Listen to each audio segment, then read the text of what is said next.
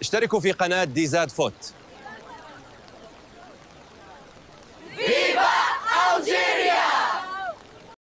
السلام عليكم ورحمة الله تعالى وبركاته إخواني الكرام. اليوم راح نحكيو على موضوع مهم جدا، وهي المعايير التي يعتمدها بيتكوفيتش على اختيار التشكيلة الأساسية وحتى على الاستدعاءات. شفنا باللي إيلان قبال قدم بداية موسم رائعة في الدوري الفرنسي، كان هو المفاجأة في الدوري الفرنسي من بين أحسن 3 لاعبين في هذا الدوري. يقدم أداء رائع، حاج موسى كذلك، لكن في الأخير تجد نفس اللاعبين كأساسيين في المنتخب الجزائري.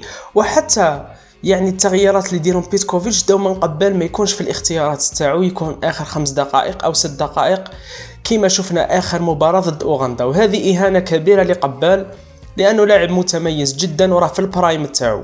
نشوفوا أرقام إيلان قبال بالمقارنة مع لاعبين آخرين في المنتخب الجزائري. إيلان قبال في الدوري الفرنسي عنده 5 أهداف و4 تمريرات حاسمة، يعني عنده 9 مساهمات تهديفية، راكم فاهمين، في 11 مباراة. من ناحية أخرى رياض محرز منذ بداية الدوري السعودي عنده 0 هدف و2 تمريرات حاسمة، يعني 2 مساهمات. من ناحية أخرى سعيد بالرحمة عنده 2 مساهمات تهديفية، هدفين فقط، يعني محرز وبالرحمة معا عندهم 4 مساهمات تهديفية. في المقابل ياسين بنزية اللي مرات بيتكوفيتش يعتمد عليه كجناح أيمن، مرات يعتمد عليه كمهاجم وهمي، مرات يعتمد عليه كوسط ميدان هجومي، يعني مكان إيلان قبال، يعني نفس البوست تقريبا. ياسين بنزية عنده 0 مساهمة تهديفية، 0 هدف، 0 تمريرة حاسمة، يعني محرز بالرحمة بنزية مع بعض عندهم 4 مساهمات تهديفية في الدوري السعودي الذي لا يقارن مع الدوري الفرنسي. في المقابل إيلان قبال وحده عنده 9 مساهمات تهديفية، 5 أهداف و4 تمريرات حاسمة. غاية بيناتنا خوتي، شكون الأجدر باش يكون أساسي في المنتخب الجزائري؟ إيلان قبال أم هؤلاء 3 لاعبين؟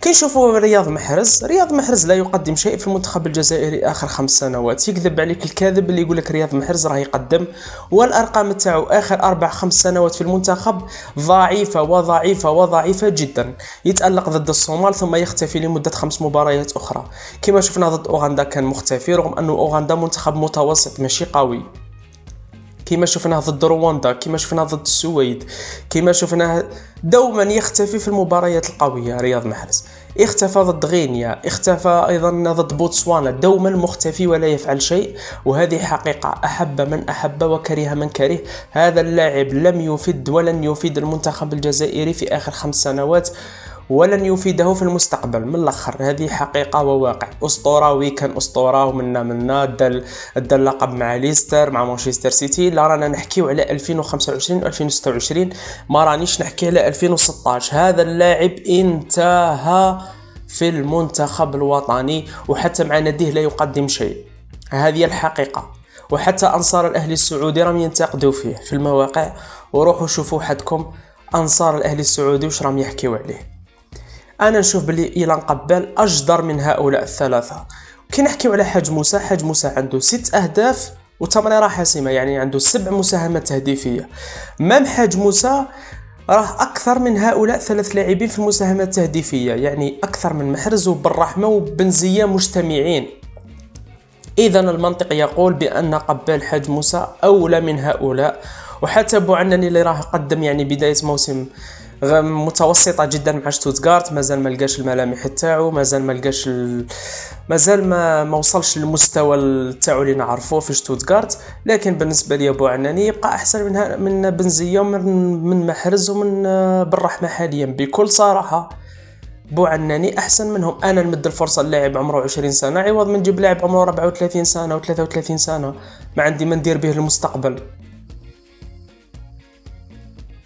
نخدم منتخب شاب نستفاد منه 5-6 سنوات احسن من ان نمنح الفرصه للاعبين اكل عليهم الدهر وشرب. وش رايكم خوتي؟ شاركونا بارائكم في التعليقات، ولا تنسوا دعمنا بلايك، اشتراك وتفعيل الجرس ليصلكم الجديد والمزيد دوما. سلام.